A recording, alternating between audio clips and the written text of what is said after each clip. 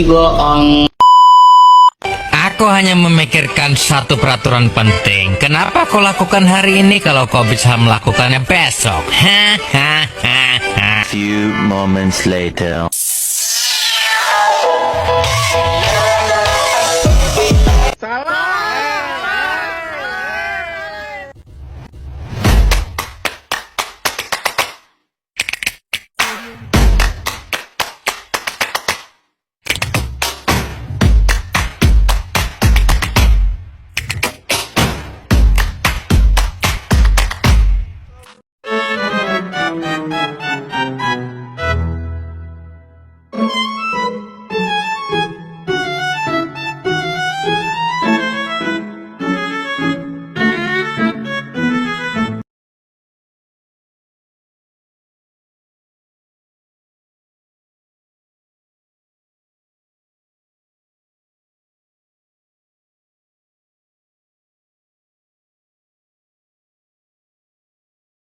Assalamualaikum warahmatullahi wabarakatuh. Halo teman-teman semua, selamat datang di video pembelajaran kita hari ini. Pernah nggak kalian tuh berpikir, kenapa sih sebuah bisnis itu bisa sukses besar, sementara yang lain sulit bertahan atau bahkan bangkrut? Nah, atau kenapa tiba-tiba harga barang di pasar itu bisa naik, bisa turun? Nah, semua jawaban itu ada dalam satu sistem besar yang kita sebut dengan ekonomi. Betul sekali, dan selama 25 menit ke depan, kami bertiga akan menemani kalian untuk membedah tuntas materi ini. Saya, Syarifah Najila, yang akan mengajak kalian melihat dari lensa mikro. Kita akan membahas bagaimana sih sumber daya dikelola dan apa saja jenis bisnis yang ada di sekitar kita. Saya, Saskia Regita Masyar, dan saya akan membawa kalian terbang lebih tinggi untuk melihat ekonomi dari lensa makro. Kita akan bahas tentang sistem ekonomi dunia, sejarah kapitalisme dari Adam Smith, hingga bagaimana pemerintah mengatur jalannya ekonomi negara. Dan saya, Marita Andini, di bagian akhir nanti saya akan mendampingi kalian mengetahui bagaimana memahami dinamika pasar. Nah, kita itu akan mencari tahu tentang apa itu oligopoli, monopoli, dan gimana sih persaingan pasar itu dapat menentukan harga barang yang kita beli setiap hari. Oke, kita mulai dari pertanyaan mendasar. Apa sih sebenarnya bisnis itu dan apakah hanya sekedar jualan saja? Secara definisi, bisnis itu upaya terorganisir dari individu atau sekelompok orang untuk memproduksi dan menjual barang atau jasa untuk mendapatkan keuntungan. Tapi perlu diingat, poin pentingnya bukan sekedar soal uang, tapi tujuannya adalah untuk memenuhi kebutuhan masyarakat. Jadi, bisnis yang baik adalah bisnis yang mampu memberikan solusi atas masalah yang dihadapi orang banyak. Nah, untuk menjalankan bisnis yang efektif, kita tidak bisa hanya modal nekat dan modal keuangan yang banyak. Tetapi sebagai pengelola bisnis, kita juga perlu memperhatikan 4 sumber utama yang harus kita kelola dengan cerdas. Yang pertama, sumber daya manusia. Sumber daya manusia itu adalah motor penggerak bisnis, mulai dari staf operasional sampai manajer yang mengambil keputusan. Tanpa orang yang kompeten, ide bisnis sehebat apapun tidak akan jalan. Yang kedua, sumber daya keuangan, yang dimana kita butuh modal untuk membayar gaji karyawan, membeli bahan baku, dan membayar listrik ataupun biaya operasional lainnya. Uang ini adalah bahan bakar agar roda bisnis tetap berputar. Yang ketiga, sumber daya material. Sumber daya material itu adalah aspek fisiknya, seperti bahan baku, mesin pabrik, hingga gedung kantor. Dan yang terakhir, yang sering dianggap remeh tapi sangat mahal di era digital, yaitu sumber daya informasi. Di era sekarang, kita butuh data. Data tentang apa yang disukai pelanggan dan bagaimana kondisi kompetitor kita. Setelah punya sumber dayanya, kita perlu memikirkan mau berbisnis apa. Secara umum ada 3 jenis bisnis utama. Yang pertama ada bisnis manufaktur, yaitu bisnis yang mengelola bahan mentah jadi barang jadi. Contohnya seperti pabrik sepatu atau pabrik mie instan. Lalu ada bisnis jasa. Di sini tidak ada produk fisiknya, tapi kalian memberikan layanan atau keahlian seperti jasa potong rambut, ojek online, atau bimbingan belajar. Terakhir ada bisnis pemasaran atau perantara. Mereka tidak bikin barang sendiri, tetapi membeli produk dari pabrik untuk dijual kembali ke kita. Contohnya paling gampang adalah minimarket atau reseller online. Sekarang kita bicara soal tujuan akhir. Keuntungan di set ini kita bisa lihat rumus sederhana yang wajib dipahami semua pebisnis, yaitu laba sama dengan pendapatan dikurangi biaya operasional. Kalau pendapatan kalian lebih besar dari biaya yang dikeluarkan, kalian akan mendapatkan laba. Nah, laba ini sangat penting untuk kemakmuran pemilik, kesejahteraan karyawan, dan keberlangsungan usaha. Tapi, hati-hati, ada yang namanya risiko kerugian.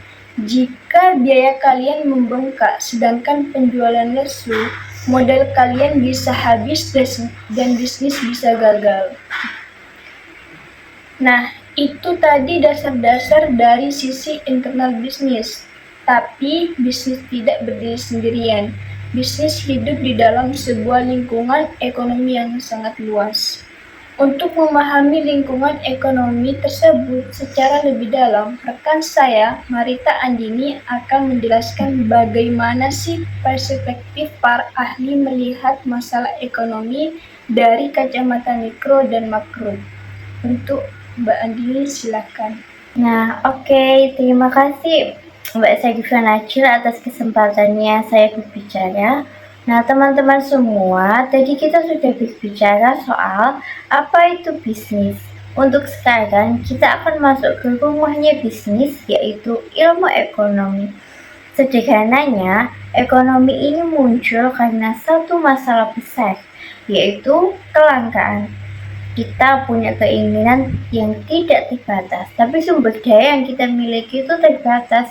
Jadi, ilmu ekonomi adalah studi tentang bagaimana masyarakat mengalokasikan sumber daya yang terbatas itu untuk menghasilkan dan mendistribusikan barang serta jasa. Oke, dalam belajar ekonomi, kita punya dua lensa utama. Yang pertama adalah mikroekonomi, fokusnya pada unit kecil, yaitu keputusan individu dan bisnis. Contohnya, gimana kenaikan harga bensin itu membuat orang-orang pada beralih nih ke motor listrik. Nah, yang kedua ada makroekonomi. Ini lensanya jauh lebih besar. Kita berbicara soal ekonomi nasional dan global. Topiknya bukan lagi satu tokoh, tetapi tentang inflasi negara, angka pengangguran, pajak, dan pendapatan nasional. Jadi, kalau mikro itu bicara soal pohonnya, nah makro ini hutannya. Oke, untuk menjalankan sistem ekonomi itu, ada 4 bahan baku utama yang disebut faktor produksi. Tanpa keempat hal ini, kita tidak akan menemukan barang atau jasa. Yang pertama ada tanah atau land, yaitu sumber daya alam yang bisa kita gunakan. Yang kedua ada tenaga kerja, kontribusi manusia baik fisik maupun pikiran. Yang ketiga ada modal atau kapital. Nah, modal ini bukan cuma soal uang, tetapi juga ada mesin, peralatan, atau fasilitas produksi. Yang keempat ada kewirausahaan atau entrepreneurship. Ini adalah yang paling penting. Kemampuan untuk menggabungkan tanah, tenaga kerja, dan modal untuk menciptakan bisnis yang akan memberikan nilai tambah. Ini kita membahas sejarah. Oke, mayoritas dunia saat ini tuh menggunakan sistem kapitalisme. Tokoh besarnya itu adalah Adam Smith. Nah, Adam Smith ini punya ide yang unik. Disebut itu invisible hand atau tangan yang nggak terlihat. Nah, dia percaya kalau kita membiarkan orang mengejar keuntungan pribadinya sendiri, tetapi dengan cara yang benar ya, secara otomatis ekonomi itu nanti akan tumbuh dan masyarakat akan ikut sejahtera.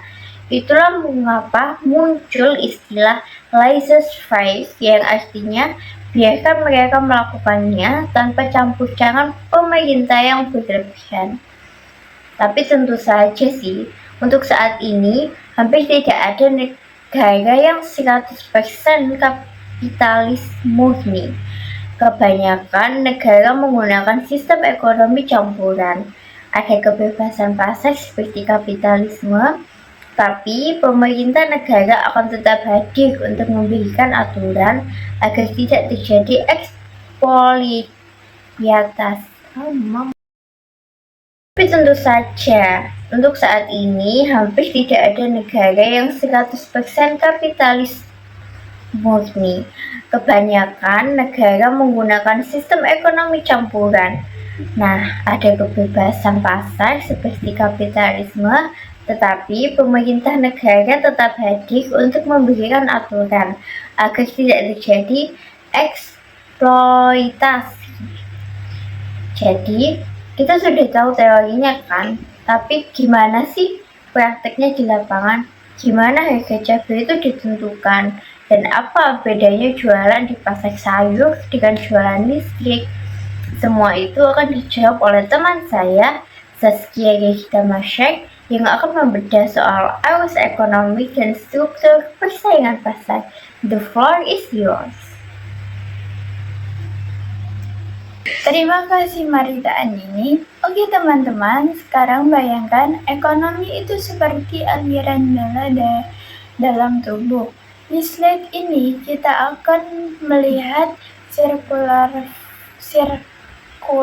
flow. Intinya sederhana, perusahaan memberikan barang dan jasa kepada kita, rumah tangga, dan sebagai gantinya kita memberikan uang kepada mereka. Tapi jangan lupa, kita juga memberikan tenaga kerja atau modal kepada perusahaan dan mereka membayar kita dengan gaji atau dividen. Siklus inilah yang menjaga ekonomi tetap hidup. Lalu, bagaimana harga sebuah barang? Misalnya, ponsel baru bisa ditentukan.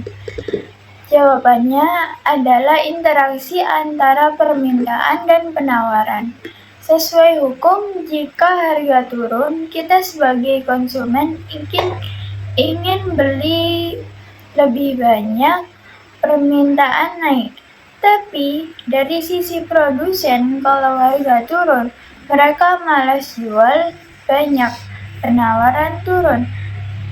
Titik temu di mana penjual dan pembeli sepakat itulah yang disebut harga pasar atau